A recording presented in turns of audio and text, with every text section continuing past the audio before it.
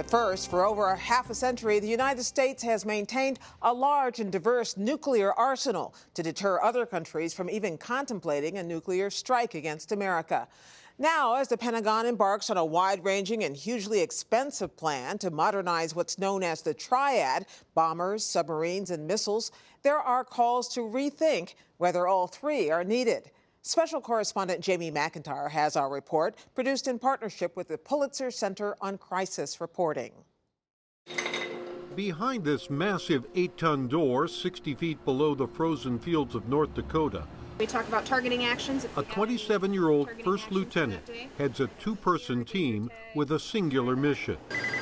The two junior Air Force officers are missileers, entrusted with executing the most consequential of presidential orders. At almost the same time, at nearby Minot Air Force Base, a B-52 Stratofortress that's been flying for more than half a century is drenched with de-icing fluid. Its aging jet engines roar to life with the help of 8 explosive charges, a method developed during the Cold War to give the bomber a quick kickstart in a crisis. All the while, hundreds of feet beneath the Pacific Ocean, sailors aboard a U.S. ballistic missile submarine methodically perform their weekly doomsday drill. 3 ways to do the same thing: end the world as we know it by launching nuclear weapons. Turn. Launching. 7 away. Missiles, bombers, subs. America's nuclear triad, a 3-pronged approach to deterrence that dates back to the 1960s. When the former Soviet Union was the enemy, MAD, mutual assured destruction, the strategy, and thermonuclear war seemed a real possibility. The real key here, as you look at the combination of the triad, is making the adversary's problem very complex, very costly, so that restraint is a better option. U.S. Strategic Commander Cecil Haney is the 4-star admiral in charge of America's nuclear arsenal.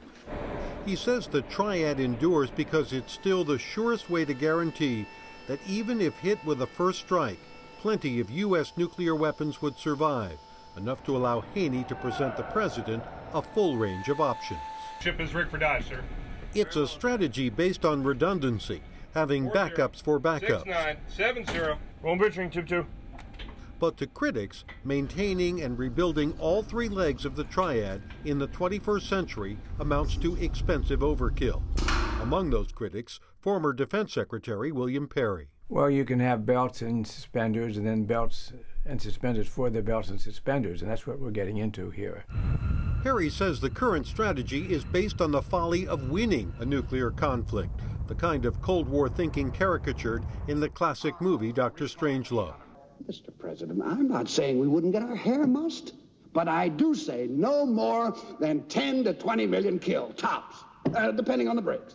The whole sort of Dr. Strangelove rationale is the one with how you use nuclear weapons, which was endemic to the Cold War, I don't think is in place today. If we regard nuclear weapons, the role of nuclear weapons today, as preventing the use of nuclear weapons against us, then all of that goes away. The United States is at the point where, to maintain the safety and reliability of its aging nuclear arsenal, largely designed in the 1950s and 60s, almost everything needs an upgrade. There are plans for new submarines and stealth bombers, along with upgraded bombs and missiles to go with them. 28, launcher closure door open. Add in the possibility of next-generation land-based intercontinental ballistic missiles, ICBMs, and the price tag comes to an eye-popping $1 trillion over 30 years. Despite the substantial cost, trimming the triad is not an issue that's gotten any serious examination on the presidential campaign trail. It did come up once in last December's GOP debate. Of the 3 legs of the triad, though, do you have a priority? Because I want to go to Senator Rubio after that and I think ask him. to me, nuclear is just the power, the devastation is very important to me. If Donald Trump had an understanding of the triad, he gave no hint, and it fell to Marco Rubio to fill in the gap. The triad is our ability of the United States to conduct nuclear attacks using airplanes, using missiles launched from silos or from the ground, and also from our nuclear subs. Each leg of the triad has its advantages. Submarines are stealthy, virtually undetectable, and therefore nearly invulnerable. bombers are slow enough to be recalled at the last minute. Item 129, first stage ignition to missile. It's the third leg, the intercontinental ballistic missiles on hair-trigger alert that are under the microscope. We're flying over the missile field that essentially surrounds Minot Air Force Base. 150 ICBMs buried in silos underground, spread across 8,500 square miles of North Dakota. It's just one of 3 missile fields that cover 5 states: Montana, Wyoming, Nebraska, Colorado, and North Dakota. 450 ICBMs altogether. Were it not for the security fence, this silo would be barely visible in the snow. But the locals know where it is, and so do America's enemies. Incoming emergency action message. I agree. Having so many missiles in fixed, known locations makes them a tempting target if an adversary were to contemplate a first strike, which in turn, critics argue, creates pressure to launch right away at the first sign of attack. Among those critics, no less than former U.S. Strategic Commander General James Cartwright. You've automatically forced the president, in our case, to make a decision to use his weapons or lose them.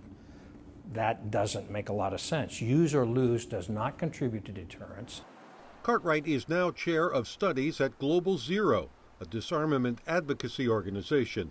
He thinks the day of the ICBM may have come and gone. I believe that the current ICBM structure, the way it's based and the way it operates, is probably not something that we need to carry to the future. Jim Miller was Undersecretary of Defense for Policy during the Obama administration and led the Pentagon's review of nuclear weapons policy. He argues that land-based ICBMs are a hedge against unforeseen complications.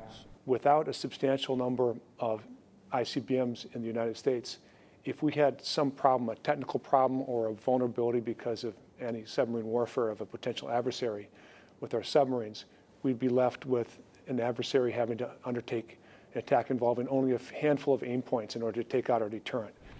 At Minot Air Force Base, Colonel Kelvin Townsend, Vice Commander of the 91st Missile Wing, stressed that neither subs, which have to be contacted at sea, nor bombers, which have to be put on alert and fly to their launch points, can match land-based missiles for speed of response. Anywhere on the planet we can be within a moment's notice, and within roughly 30-plus minutes we could be there. But that quick reaction time makes the ICBM potentially the most destabilizing leg of the Triad, argues former Defense Secretary William Perry. If you're going to blow up the whole world, what is the hurry? Why do you mind waiting another 20 minutes to do that? I don't see either the common sense or even the strategic argument for doing that. And Perry says no one has found any reliable way to detect or defeat submarines at sea. Bombers and submarines can do the job, he argues, with a high degree of confidence. At the Air and Space Museum in Washington, Joe Cirincione gazes at a Minuteman III ICBM on display. He's president of the Plowshares Fund, which advocates deep cuts in the U.S. nuclear arsenal. He says supporters of keeping all 3 legs of the Triad have lost touch with the destructive power of the weapons. One nuclear weapon on one city would be a disaster that we haven't seen since World War II. 10 nuclear weapons on 10 cities would be a catastrophe beyond historical experience. And hundreds of weapons on hundreds of cities could end human history altogether. Why do you need 5,000? For now, the debate over the Triad is purely academic. The latest Pentagon budget funds plans to begin rebuilding all 3 legs, and no one in Congress is mounting any serious opposition. For the PBS NewsHour, I'm Jamie McIntyre. There's a lot more online about rebuilding America's Triad. You can see excerpts of key interviews and view a photo essay. All that at pbs.org/newshour.